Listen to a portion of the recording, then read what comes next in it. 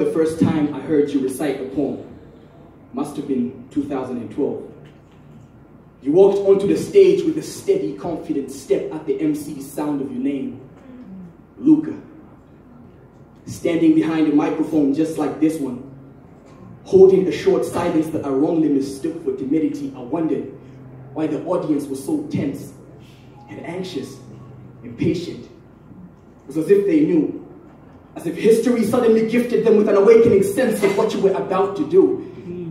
Your somewhat shy and unpredictable hand gestures teasing the microphone into believing you were about to choke under the words, only to roar like a lion when you spoke. Your confidence wore a smile.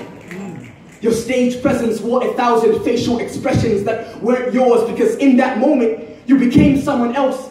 You became the little boy in your story, desperately in love with a girl that he could never have, even though she did not deserve his sacrifice. You became passion, a flame. You became power, and our emotions owned you in that moment when your pain became ours. Your bravery clothed our spirits in shining armor as we boldly unsheathed our swords and fought your fight for 5 minutes. You spoke of heartbreaks, and we could feel the shards of glass. You spoke of God's judgment, and we could feel his wrath. Your words were teleports into alternate realities, and we were glad to float in your dreams, and you often kept me up at night, writing, tracing after your footsteps and trying to catch my dreams.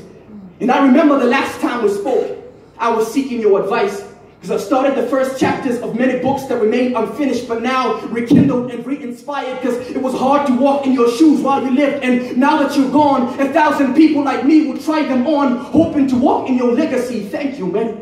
Yeah. But I've been thinking, what about the unfinished books? I mean, what about the characters you created but never gave a story?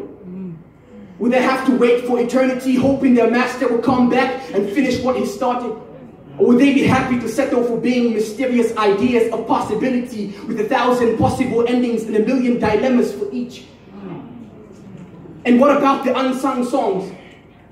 And they have to become merely reminders of the empty stanzas of our life song you were meant to sing. And I never heard you sing once, but now I wonder, do you sing in a choir of angels in a melody far too beautiful and too glorious for our grieved souls to comprehend? And your mind that often exploded in wonder, is it now on a constant roller coaster being filled with the knowledge of the incomprehensible? Your mind, was it a galaxy lit by unexplored ideas like stars? And unanswered questions flickering like underpowered light bulbs in the dark essence of being human. And now are the 1,000 questions that fueled your mortal artistry, dining in perfection with immortal omniscience in a beautiful satisfaction that art cannot express. So even though we're broken that so soon you had to leave, we find comfort in knowing that through your faith in Christ, you are infinitely more happy than we are grieved. So you were far too advanced for your years. And now you've gone to a place where this dim world could have never made you as happy as it would. And it's so funny to think that even if you were given the chance, you would not take your place back, because you are found far better than we could ever give you. Thank you, man. An inspired friend.